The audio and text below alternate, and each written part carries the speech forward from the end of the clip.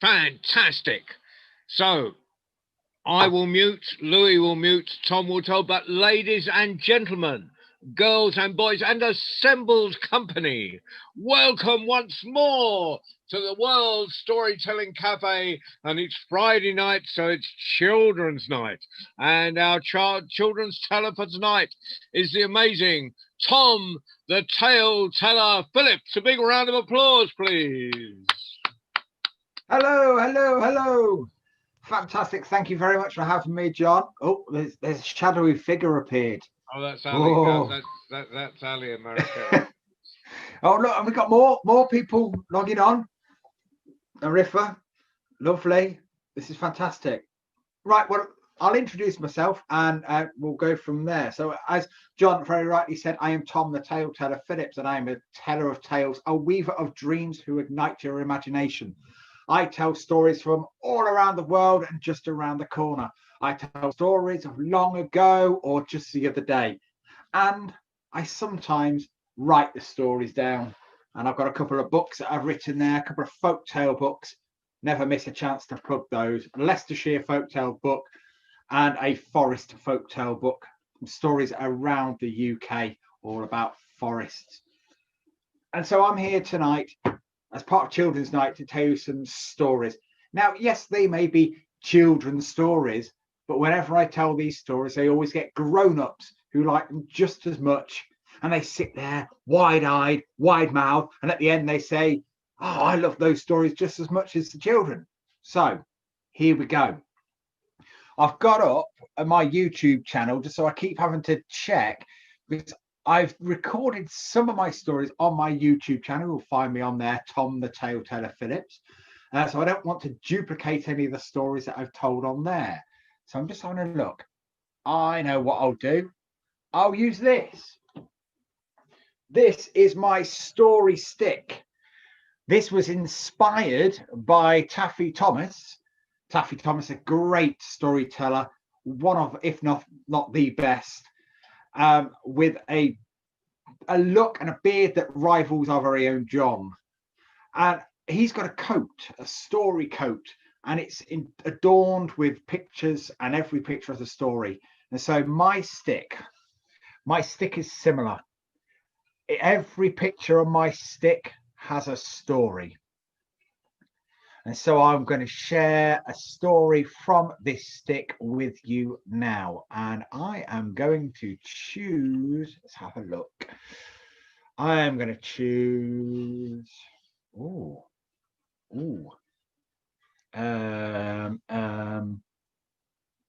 going to choose this one. So I don't know whether you can see there, there's an arrow resting in a bow. And this is a story that's actually in my Forest Folk Tales book. And it's a story about a very famous archer, probably the most famous archer in the world, the most famous archer in at least British history. It's the great Robin Hood. And my story starts long ago, before Robin had met his merry men, but after he'd been made an outlaw. And he was wandering the land. And eventually he came to the edge of a forest, Sherwood Forest. And he sat in a tavern drinking, trying to keep a low profile, but chatting to a very elderly gentleman in the corner who was telling him all about whithertos and whys and what had been going on. And it turns out, it transpires that somewhere in the forest there lives a creature, a very large creature, something that had been scaring away the woodsman. And this was a problem, for the woodsman relied on felling of the trees to get the wood for the fires, the wood to make charcoal, the wood to make furniture and weapons and houses. But they couldn't do this because this creature was in there terrorizing the woodsman, so they wouldn't go in. But Robin was brave. Robin was a bit foolhardy, you might say, but Robin decided to go and have a look. And so the very next morning, he left the inn. He had his quiver of arrows on his back. He had his longbow slung across his person. And he had his lucky knife in his sheath on his he walked into that Sherwood forest, and the forest closed in around him and got darker and darker until all of a sudden he stepped into a clearing, a very large clearing, not a natural clearing, but a man-made clearing. You see there, dotted here and there, were tree stumps. Now that wasn't strange, thought Robin. The woodsmen have been here, they've been collecting wood. But what was strange was that all the trees that had been felled, they were still lying upon the ground, untouched. Whatever was in this wood, within this forest, must have come this way and quite regularly to scare the woodsmen off before they had time to reap what they had sown. So Robin decided to do something.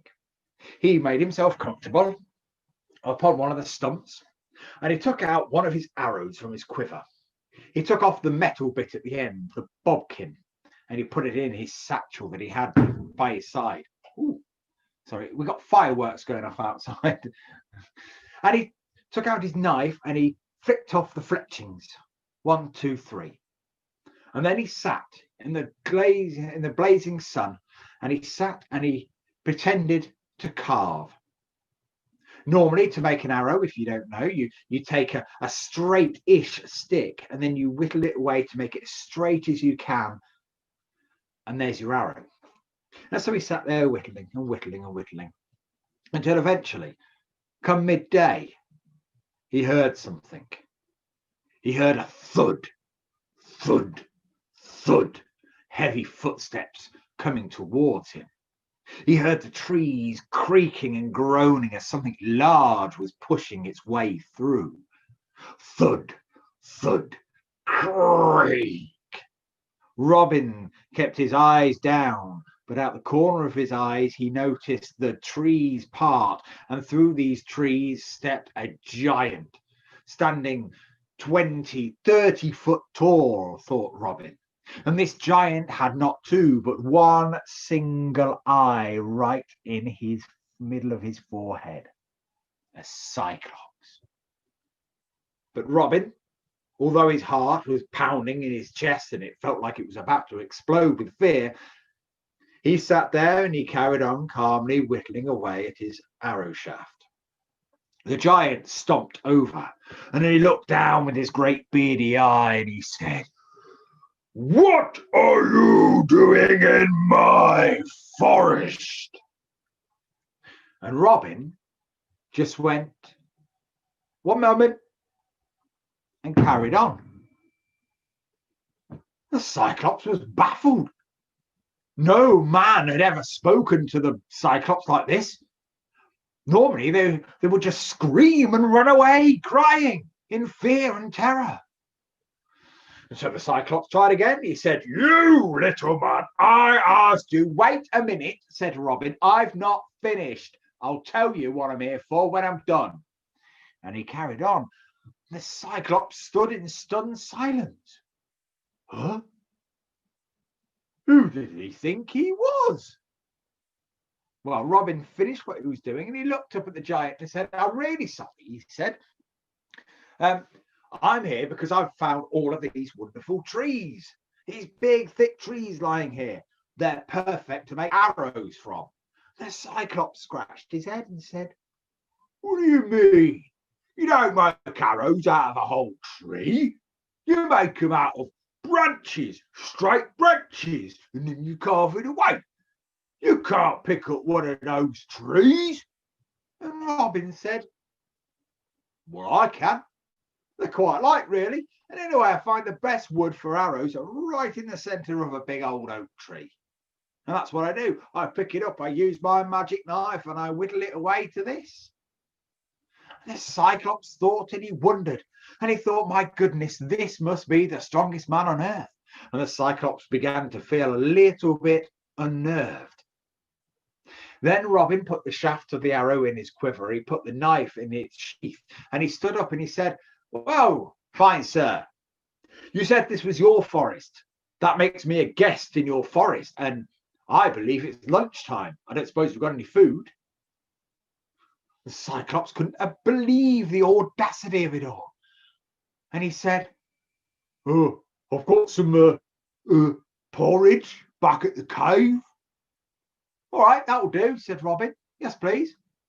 And so the Cyclops, scared out of his tiny mind what this little man might do to him, if he was big enough to pick up a tree, then he could easily pick up the Cyclops. He led Robin all the way back through the forest to a cave. Robin sat down upon a stone outside the cave, and into the cave went the Cyclops. He went in to get the porridge, and he came out with a bucket and a bowl. And Robin looked up and he said, I really hope that bowl isn't for me. I'm hungry enough to eat a bucket of porridge. Sorry, my daughter's watching me. Hello. And the Cyclops was confused. A whole bucket? Yes, I can, said Robin. And so the Cyclops ran back in. He brought out a bucket full of porridge for himself and a bucket full of porridge for Robin. And when he came out, he gave the bucket to Robin. And Robin sat there and he said, after you, for it's your home. And the Cyclops didn't want to argue. And so he lifted up the bucket and he ate like only giants and Cyclops could.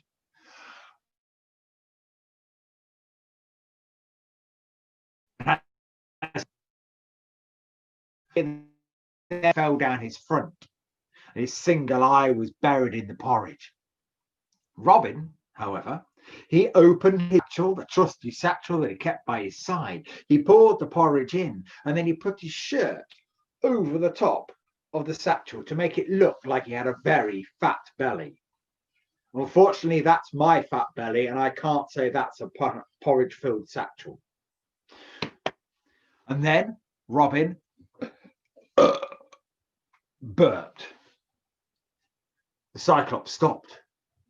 He peered over the top of the bucket. Are you finished already? Yes, said Robin. I could really deal with that with another, if you please. Another bucket of porridge. Another bucket of porridge, said the Cyclops. Okay. And then off he went. And he came back out with a bucket full of porridge for himself and a bucket full of porridge for Robin. And he gave the bucket to Robin and he sat down with his bucket. And Robin said, after you. And so the Cyclops, not wanting to argue, he buried his head once more into that bucket. And Robin once more opened the satchel and filled it to the brim this time with porridge. And he closed it and he put the shirt over the top and he burped. And the Cyclops, he stopped. He peered over the bucket for a second time and he said, Have you finished that too? Yes, said Robin, and it was really nice. And what I could do with now is a nice bucket of water to wash it all down. Cyclops was so confused. Okay. And so he ran back in and he came back out with a bucket of water for him and a bucket of water for Robin. And Robin once more, after receiving the bucket, said, after you. And so the Cyclops drank the bucket of water the way he ate the bucket of porridge. And he buried his face in it. Water dribbled down his chin and soaked his shirt. Robin took the bucket and he threw it behind him, emptied it out. And for a third time, he burped. And the Cyclops for a third time stopped and he peered over the top of the bucket and he looked down. What? Robin said, that was really tasty and I want some more porridge. However, I'm a little bit full. I've got an idea though, said Robin. And there's the Cyclops, he watched in amazement as Robin stood up. He took out his knife and he said, this is a magic knife. I'm about to empty my tummy. And he pulled the shirt forward. He put the knife in the bottom of the leather bag and he cut it open. And as he cut it open, the porridge went onto the floor. And the Cyclops looked and he said, but you should be dead. I'm not, said Robin. It's a magic knife. It lets me empty my tummy and I'm all fine. That's great, said the Cyclops. Can I have a go? Of course you can, said Robin. And he handed him the knife. And the knife, like a needle in his fingers. it went into the Cyclops' belly, his big hairy belly that rolled over the top of his trousers. He sliced his belly open from here to here, and because it wasn't a leather satchel, he watched as all his became outsides. And as his insides dropped to the floor, and with his last few breaths of life, the Cyclops said, "Oi, you tricked me." And he fell dead. Robin, he returned back to the tavern, back to the inn where he started this story. And he was praised as a hero. And he became well known in those parts. He then met Little John on that log. He then met Will Scarlet, Friar Tuck, and all the other merry men. And the rest, well, the rest is history. But what of the Cyclops? Well, where he lay, earth and grass started to grow over the top of his corpse, and a great mound grew up, and it became known to Robin Hood's Visitor Centre. It's now owned by the RSPB within the great wood there of Sherwood Forest. You can see just off to the side of the forest near the overflow car park, there is a hill, and that's called Robin Hood's Hill, and that is where the Cyclops lays buried even to this day. Thank you. Now, as I say, that was my first. Oh, thank you, Louis. Thank you, Louis. Oh, there you are, John. Thank you. John was just resting his eyes for a minute. Long week, John. Yes. Now, thank you, Louis. Now, I'm going to tell you another story. And I'm going to tell you a story about a birthday. Here in the UK, we are on a second lockdown.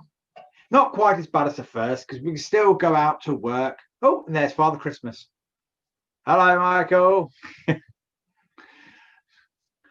We can still go out to work if we must, and we can still go out and exercise.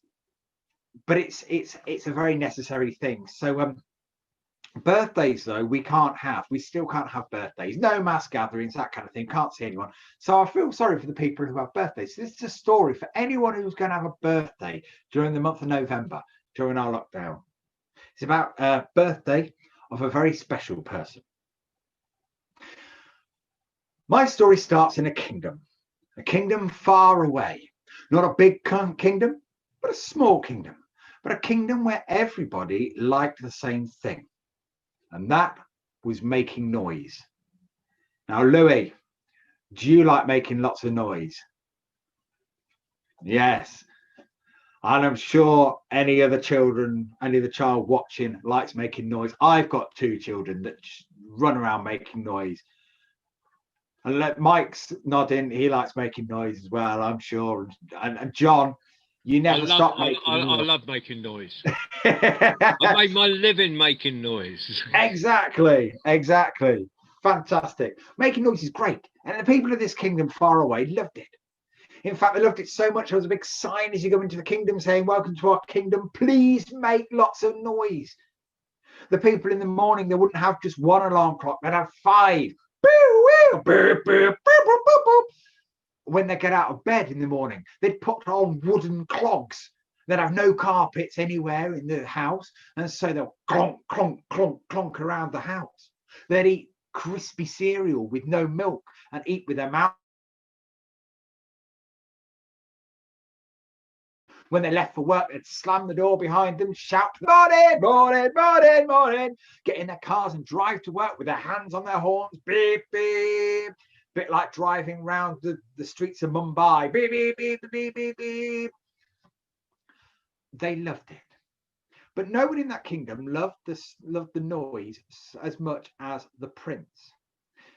Louis, how old are you? How old are you? Well, Tom, I'm 13. 13. you never guess what? The What? prince in my story was 12 and he was about to turn 13, just like you. What a Okay. coincidence. Okay. Can you believe that? It was about to turn 13 like you. And in this Okay. kingdom, 13 was considered a very special age because you were no longer a child, you were a teenager.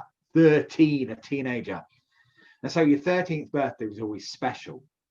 The king and the queen, they sat one day and they started to think and talk and discuss. And they're thinking, what are we going to get our boy for his 13th birthday? It's a very special one, you know, said the king.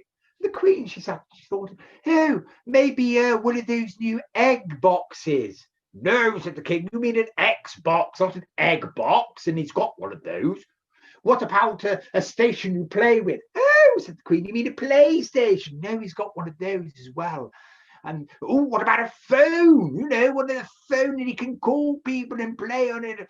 Oh, no, he's got one. I thought they discussed what about action figures, Star Wars figures, all these kind of things. But just like I can see with Louis, the prince had them, just like Louis's got them. Then, past the throne room came the prince.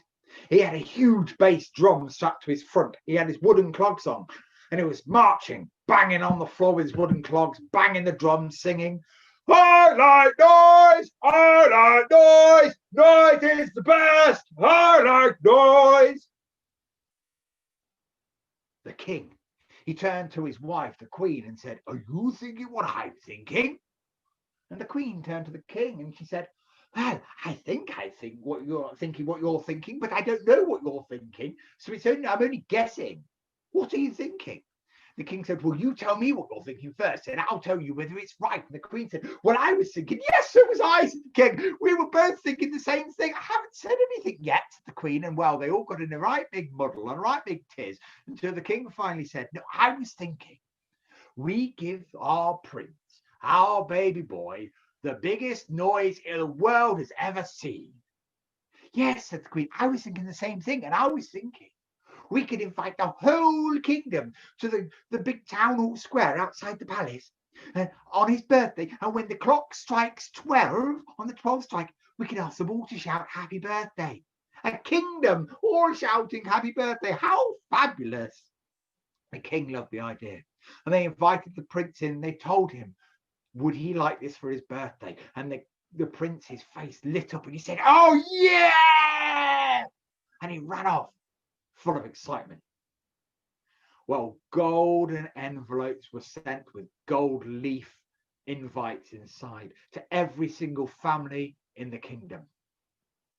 And everyone was opened and everyone was excited. One family,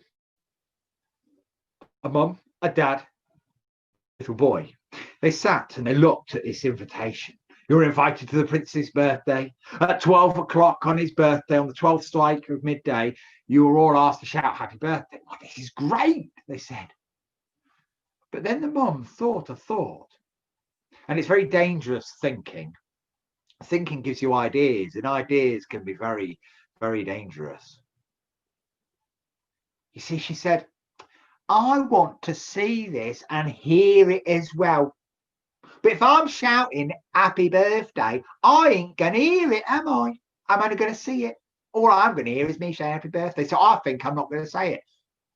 And the husband said, you can't do that. Look, it's a royal order. If you don't shout happy birthday, we'd be arrested.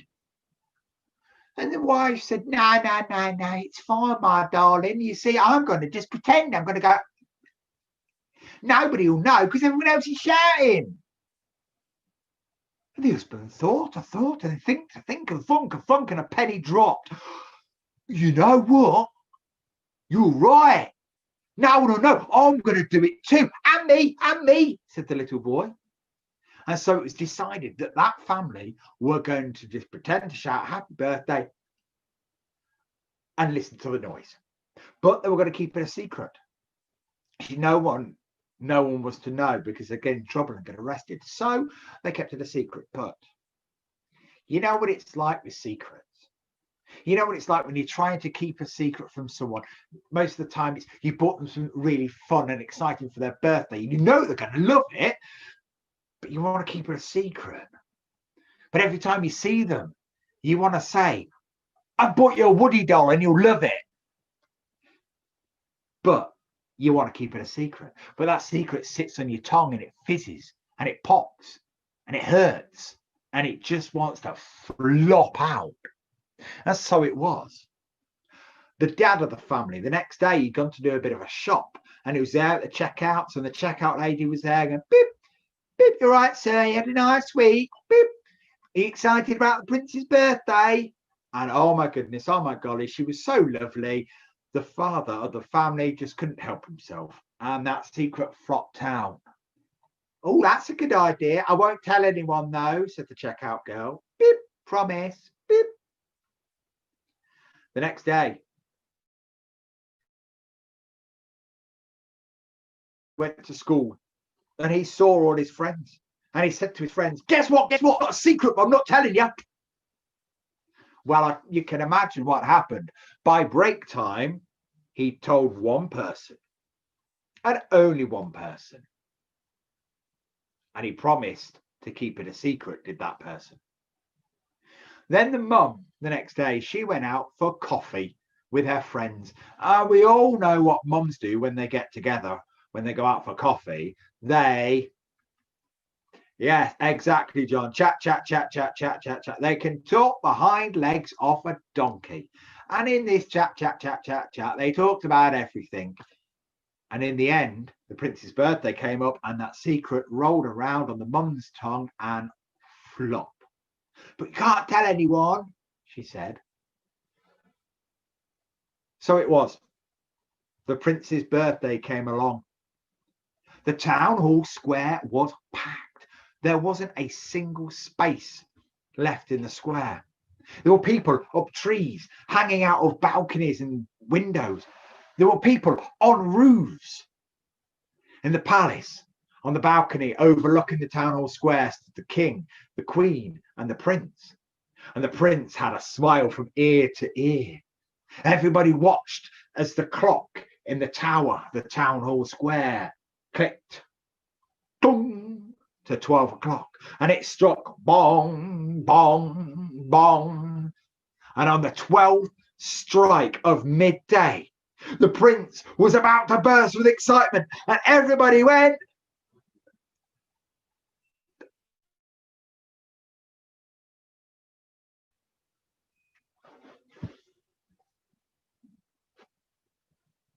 silence. Nobody said a word. You see that secret? It sat in the mouths of those other people and it eventually flopped out into the ears of other people. And then when it got into the ears of the other people, it worked its way in onto the tongue of the other people and it flopped out. And it kept doing this into the ear and onto the mouth and flopping out. And it spread like gossip, a wildfire. And we all know how quick gossip spreads, especially in playgrounds. And everybody decided to do the same thing. And now there wasn't the loudest noise in the world ever, but silence. And they didn't want to look up. They didn't want to see the prince because they knew they'd ruined his birthday, his special 13th birthday. But when they did, they were met with a smiling prince. His smile was even bigger. It went from the top of his head right around his chin and up. You see, the prince had never heard silence before. And in this new silence, he heard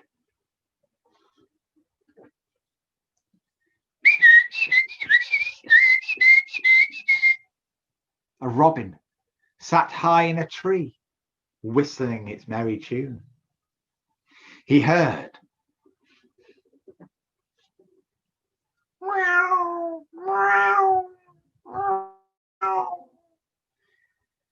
Cats mewing off in the distance. He heard the wind swishing in the trees. And then he heard His dad, the king, let him go, a cheeky little trump. Oh, he went very red. You see, with all that noise in the kingdom beforehand, he could let out cheeky little trumps and nobody would know. But now he was very embarrassed. And the boy, the prince, he giggled, he guffawed, and he laughed. And everybody else in the kingdom heard this as well, this silence and those quiet noises. And they loved it. And so it was that after that day, nobody got in trouble, but things changed. People scrapped their alarm clocks and they'd just set their phone to vibrate in the morning. So they'd wake up with a gentle bzz, bzz, bzz. They all bought thick shack pile carpets. They would all eat porridge or soft things for breakfast and enjoyed the quiet. When they left for work, they'd close the door slowly and they'd just wave at their friends and their neighbours. And they'd get in their cars and they'd drive. They'd change to electric cars so they were a lot more quiet. And now if you go to that country, there's a great big sign that says, "Welcome to our country. Please be quiet and enjoy the small sounds." And I think that's a lesson to us all. It's great fun being noisy, but sometimes it pays to listen. Be quiet and listen to the little sounds. You might hear something you've never heard before. Right. I think we have time for, thank you, Michael. We have time for one more story. Thank you, Louis. Thank you. And I get the finger from John, the finger of approval. That's all I need. That's all I need. Now I'm going to have a look. I've got my story sack here. And I'm going to put this, I've got a story suitcase here, and I keep all my bits and bobs in there to tell my stories. I've got some books in there. I've got, well, you've seen a cat was in there. I've got a robin in there. I've even got a Saxon hat helmet. Look, it's very random. I've got a witch, like you do. This was made for me many years ago by it was by a mum of a child I taught when I was training to be a teacher. Very talented. That's my Black Annis or Baba Yaga. But I've got this. I'm going to pop this on. Now, does anybody recognize this hat? John's a well-travelled man. Do you recognise the hat, John? It is a Four Winds hat from Lapland. In fact, hold on for 2 seconds. We'll have matching hats, I think. Oh, we'll have 8 wings. We'll have 8 wings. 8 wins. But not Lapland, UK. Yeah. So, hold on. Oops, I've just entangled myself with wires. Uh-oh. Right, we'll swap. I'll swap my hats and put on my Four Winds hat. There we go. Hey, look at that. There we go, matching hats. Brilliant. You're twins, the two of you. You're twins. I'm just lacking the substantial beard. I think John's got me on that department. Now, so John, you may well know the story behind the Four Winds hat. So this might be a story. Do you know the story? I brought it. If it's the same story, I might have given it to Taff. I was told it in Lapland, so, but it might be a different story altogether. Was I. It may well be, and that's the beauty of stories. My story was given to me by the Sami people of Lapland. I went out there in 2001. I went to see a friend who was doing a year of his semester of his photography course out there, and he'd gone out to photograph the Northern Lights. So I went out to Rovaniemi in Lapland, in Finland, and I visited Father Christmas himself, because, well, you have to when you're in Lapland. And I had the absolute delight of sitting in a traditional Sami tent round a fire, and I listened to a story. And it's the story I'm about to tell you now. And of course, over the last 19 years, it's changed in the telling. The So tent, I thought, it's about this hat. The tent Yes? is called, well, in Finnish it's a kotta, but in Sami, or some of the loads of Sami languages, it's a gota. Gote, I think, is the tent. It's like a teepee. That's right, yes. It's very bizarre seeing a teepee in the snow. I just associated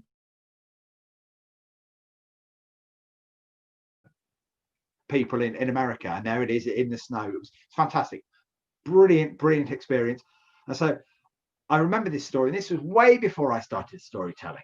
So I didn't even think I collected this story. And I picked up this hat and I took it home, and it wasn't until I became a storyteller that I suddenly remembered, that story. And so I start telling it. Now, my story starts in the long ago time, in the time when the north was cold and barren, and all the four winds blew at once. The north wind bringing the cold, the south wind bringing the warmth, the east wind bringing the turbulent weather, and the west wind bringing the wet. And they all collided together, and they swirled and they hurled and they buffeted and they bashed, and made the north a land where people just could not live. And as the people increased in size and population, the lands became harder to live in. There wasn't enough space. And so they looked to their wise men, and they looked to a shaman, a man of magic. And they said to the shaman that he was to go north, and he was to try and tame the winds so they could take their herds of reindeer up to the north and live, for this would be their land. And so the shaman, he traipsed for many days, and he fought the winds, the north, the south, the east, the west, until he came so far north he couldn't go any further.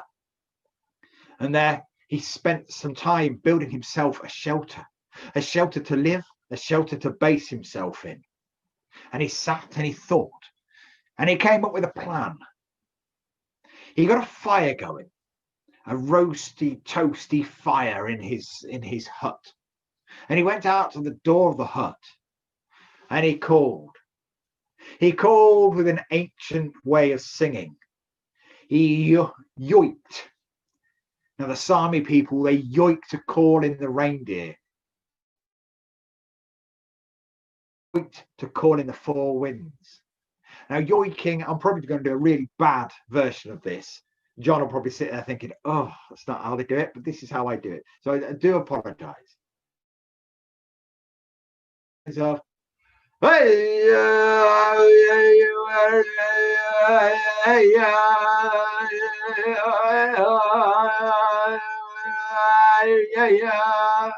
and this song echoes across the frozen waste. And if you've ever watched Frozen, you might recognize that kind of singing from the beginning of Frozen. That's yoiking. And the yoik, it traveled across the frozen wastes of that land, and it landed in the ears of the four winds. And they came to the hut. The north wind landed, all cold and bitter. Why have you summoned me here? All will become clear when the other three winds are here, said the shaman, and he let the north wind in. Next was the gentle south wind, for she wasn't so brisk and brash. She welcomed the call. She bowed to the shaman, and in she went. Next came the turbulent east wind. What am I doing here? What am I doing here? You tell me. Why am I here? In, please, said the shaman. I will explain in a minute. And then, like a bucket of water on his head, came the west wind, all wetness and damp. Sorry, said the west wind. I can't help it. It's fine, said the shaman. I'll dry off next to the fire. In you come. And so he took them all inside, and they sat round the fire. And the shaman, he began to talk to them, and he asked them why they felt they had to all blow at the same time. And they all started arguing. This is my land. It's not just your land. It's my land. It's my land. I want to blow. Well, they all wanted to blow because they all thought the land belonged to them. The shaman, he never said a word. He just piled the logs higher and higher onto the fire, and it became hotter and hotter.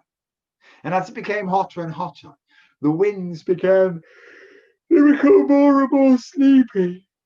For it is always the way when you're sat next to a boiling hot fire late at night, you get tired and sleepy. And eventually the four winds found their eyes betraying them, and they fell asleep. And as they slept, the heat was cranked up even more by the shaman, and they began to shrink. The four winds shrank. They could fit in hand. And the shaman took off his hat. It didn't have these points back then. It was just a plain blue hat with decorative ribbon. He took off his hat and he placed the four winds inside. And he tied it tight shut.